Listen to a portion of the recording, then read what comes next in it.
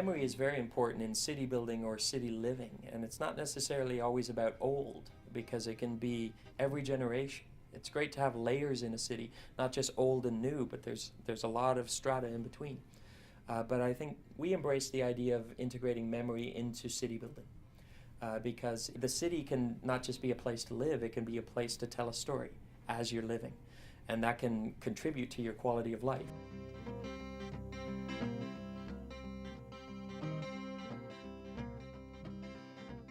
We are so good these days at putting material online that we can go look at old photos and there's all kinds of information. That's great.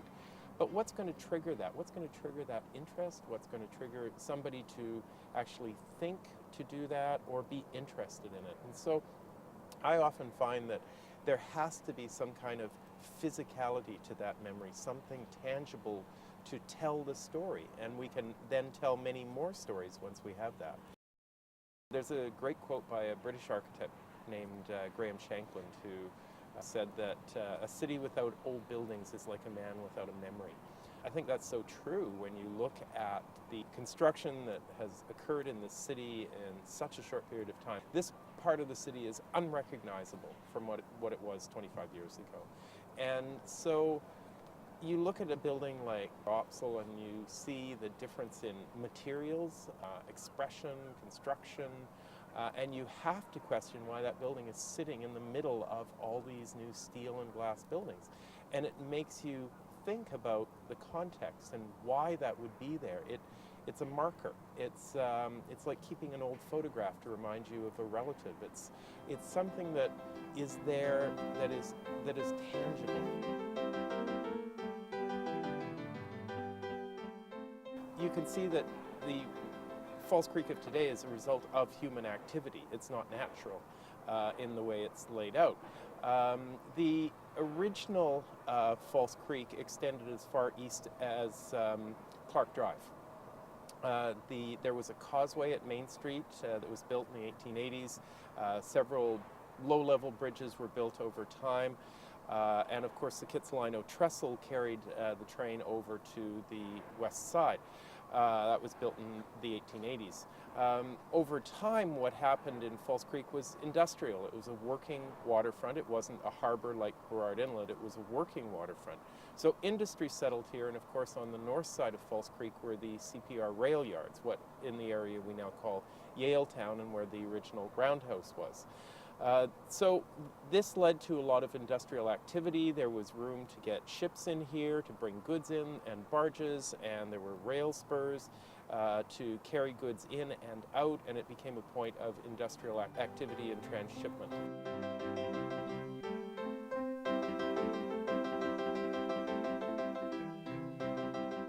This was a large open space that was used for casting and forging of equipment, mostly for the logging industry.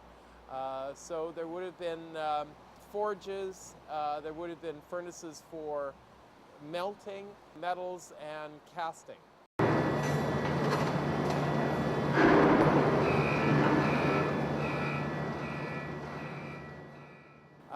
But there would have to be enough room to move the implements around, to, as pieces were being fabricated, move them from one part of the building to the other. So things had to have a place to be cast, to cool, and be stored as well before it could be shipped out. There's a couple of things that are worth noting in terms of the actual structure itself in this building. This is quite large for a heavy timber building. So we've got, you can see a lot of the truss work that's carrying the load in that direction. And then of course, if you look up, you can see where there was a big monitor that has windows in it. That would allow for some natural light, but also for some ventilation from the industrial processes going on in the building. You can see, interestingly, in the trusses, they're put together with the heavy timber, but also you can see some metal rods that hold the trusses together. This is used to help lighten the actual truss by using what are called tension members, and metal is better than wood in tension. So that helps hold the trusses together structurally.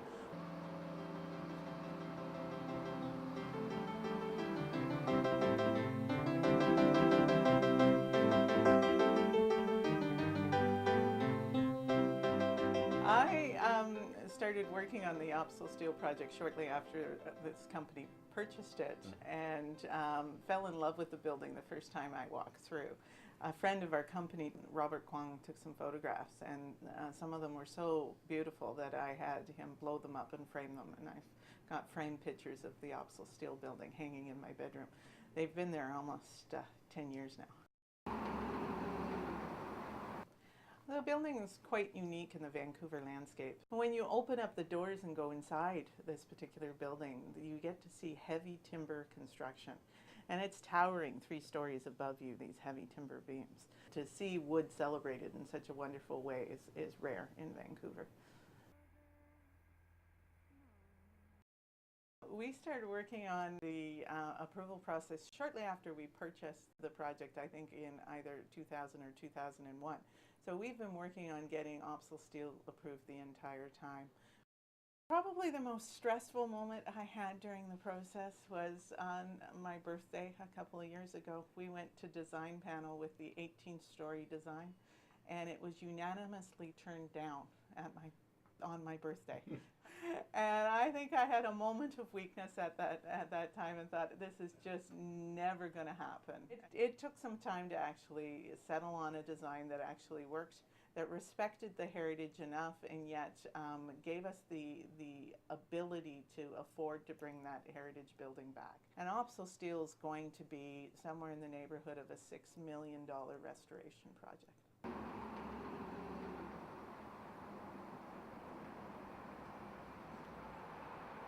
Ryan Lomas, construction manager with Bastion Development, and I'm in charge of the restoration and build out of this site. Everything we save gets tagged, and we have a system to record every piece and what number is attached to it. So every post gets tagged, that it goes back in the same spot that it was taken out of, and the trusses that relate to that post. So everything's tagged in sequence. We record it, we have it on paper, then we record it, we file it in our computer system, and then everything comes back that way, the same way. So we know, and it's a tag that's nailed to it, or if it's metal, it's attached to it through tape, whatever, it's attached to that item. And we're restoring everything that we can put back in this building. Of course, all the wood, beams, trusses, posts, cladding, any of the old lights we're trying to keep, old cranes, gears, vent ducts. There's a bunch of different things that won't be functional that we're going to keep as far as artifacts go. And there's some really cool stuff that we'll have. I think there'll be some really neat surprises when the building's done of some stuff that we were able to save out of this building that's going to go into it. All the dirt and gunk and stuff that was put on there when this was an operational foundry, all that will be removed so that it'll come back. It'll look pretty much like it was when it was first brought here.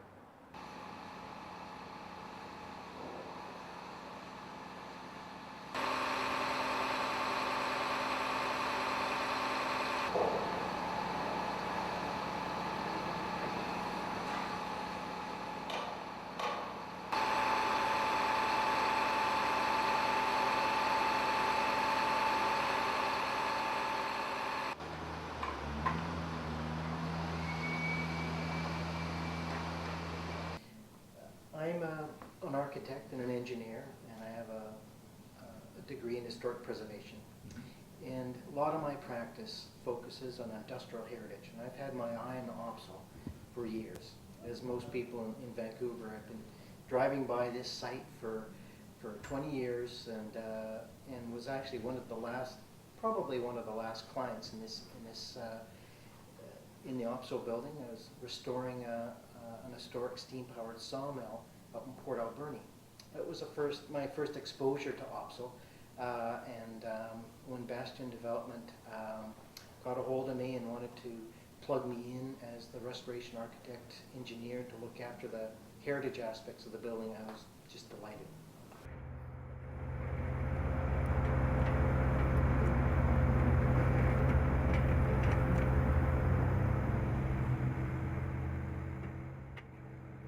We've put together, along with Bastion and team's structural engineer on the heritage portion, a fairly detailed deconstruction plan for the city. It was a requirement of the development permit. So we're starting to step through that now. Part of the concept is to retain as much of the south bond to give the character of that mass and extension along 2nd Avenue. One of the things that we'll be able to do on the Opsal building is to glaze the east side of the Opsal south barn, so that you'll be able to view in and see all of the expressed heavy timber structure. And we'll be wrapping it in a new envelope, essentially, one that functions from an envelope and insulation standpoint. And on the interior, we're intending to express the original exposed girts and purlins that were part of the bracing system for the interior. And we'll be refurbishing and reinstalling the original wood windows, replicating new wood windows where we need to. And the exact operation of those windows we haven't defined, but we're expecting that those windows will likely operate, whether they're sliders or hoppers. We're hoping we can implement back into this building so that it really does have a feel and character of its original industrial kind of purpose. There will be an outdoor courtyard around the Opsal Steel building where hopefully we'll have some sort of restaurant inside the building, and we'll have patio space out the back where people will be able to sit and admire both the tower and the heritage building. And then inside the building will be somewhat modern suites, catering to the clientele of today. The Edison light bulb has been part of our inspiration inside our design. So over the counters, the bar area in the suites will be 2 Edison light bulbs that come down and light up the countertop, bringing back a little bit of that turn of the century flavor. I think our founding fathers had somewhat of an idea of where that center of the city was. The east side of Vancouver starts right at that street. So, so east and west meets right at Opsal Steel. You can walk from Opsal Steel over the Cambie Street Bridge and be at GM Place Stadium within 15 minutes. You can walk to the Olympic Village SkyTrain station in a very short amount of time. There is going to be the interurban train that will run along First Avenue, and that'll be a great way to get around the city. But you can go the other direction. You can go towards the Science Center and walk downtown from that direction too. So access to the rest of the city is so easy from this particular location. It's just fantastic.